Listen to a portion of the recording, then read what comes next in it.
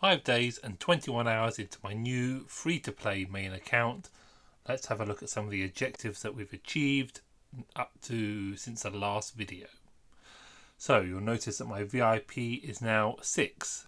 Of course, eventually you're forced to get the VIP to 6 because of the unlock second build queue. So you get a few free second build queues to get you going at the start of the game.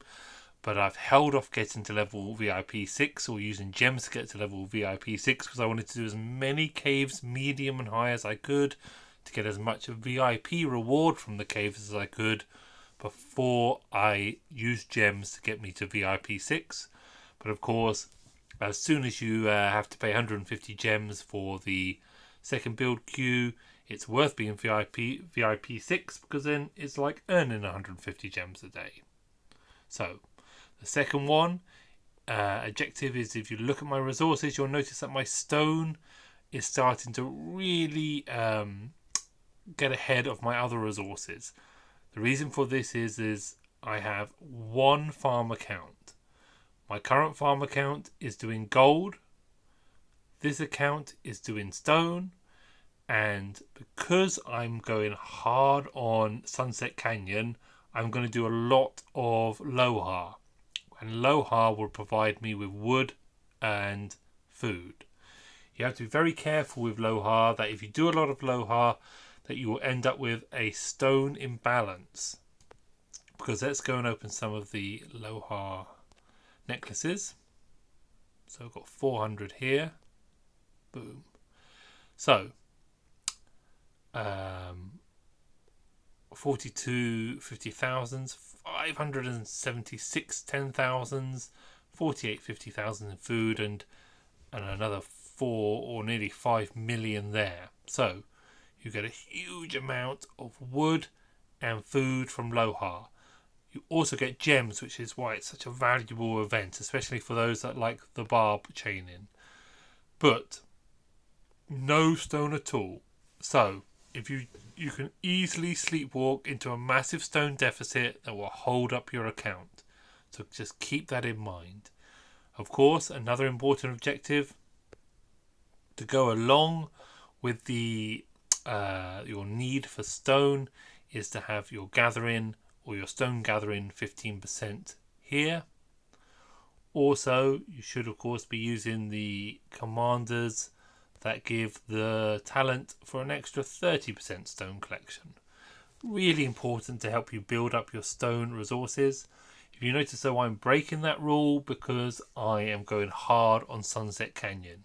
I wouldn't really advise everyone to do this, but it's a part of the game that I'm finding a lot of fun at the moment, so I am breaking my own rules.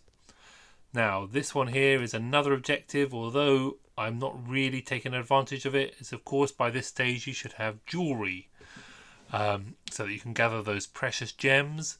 But again, because I've only got one farm and that farm is doing gold, I'm not gathering gems at the moment because I'm having to gather stone on my main account. But if I had multiple farms, or if I didn't have the massive need for gold at the moment to help me with equipment before Sunset Canyon starts, then I could be out there farming gems on my main, which would be fantastically valuable and help me much later in the game. But I can't take advantage of that at the moment because I've only got one farm. That's just how I choose to play.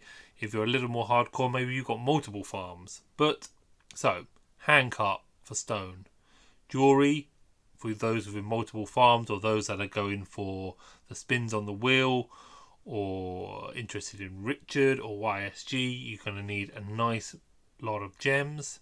Obviously, gems are always helpful throughout the game. Let's have a little look also at my farm. So there are different ways of playing the farm, but I'm interested in, firstly, an insurance policy, and secondly, I play my farm solo. You'll be invited to send your farm to a farming alliance where it have more protection. You'll have land to gather on, and of course it might also attach its land may attach to some holy sites which will give extra rewards to either your farm or your main that goes into the farm to collect it. So, this is what I'm interested in on my farm. Firstly, is the daily donations. So I've got no competition, so I get an 8-hour speed up, some food and some wood, and of course at the weekly I get two lots of 24-hour speed up, which will help me move this account forward without having to do so many barbarians and such like.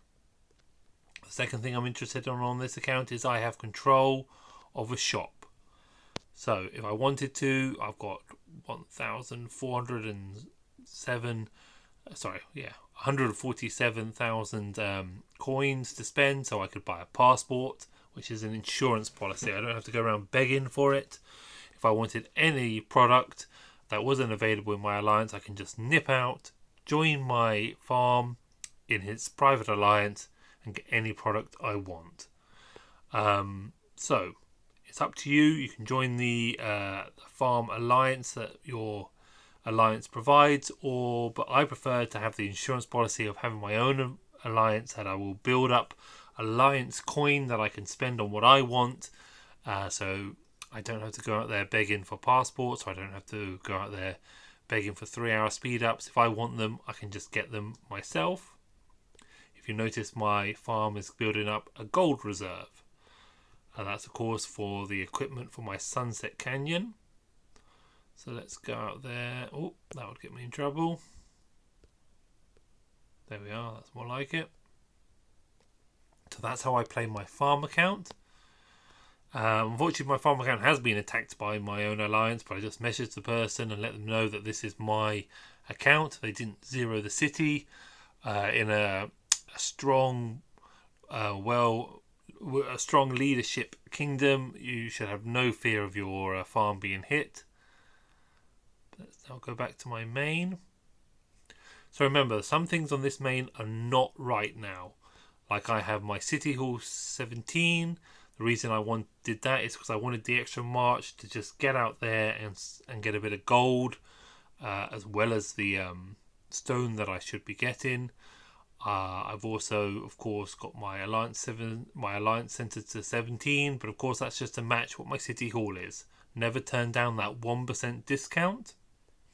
Let's have a look though on a fun note at my Sunset Arena team. Remember, this is not for everybody. I've got the first bit of equipment ready for Lohar, which will be 3% on attack and 3% on defense. He's going to be my siege march. And let's have a look at Lancelot. So only 7% on the attack at the moment and 10% on the defense, so not fantastic yet, but I'm trying to get this as halfway to being expertise, and that'll be a little more attack. And of course I've still got 2 slots to fill up there, so not finished yet, but that's the start of Lancelot. Now, Markswoman has lent her 4% attack hand to Lohar at the moment because it gives a 3% bonus to experience. So she's in fact 14.5% on attack, which for a backline Sunset Canyon is fantastic. And no defense at all. Again, Sun Tzu has lent his boots out to Lohar because it's for the 3% experience, but he's 7% on the attack, 2% on the defense, and of course it's 5.5% or so on the health when he gets his boots back. Lohar's yet to have his item yet. I haven't built it yet, but he's obviously borrowing those 2 items as I described. I am really struggling with XP. I think the reality is that I'm only going to have 3 level 40s for when sunset starts. I also have another disaster looming that the sanctums are going to be in the early hours of the morning, which is a real nuisance.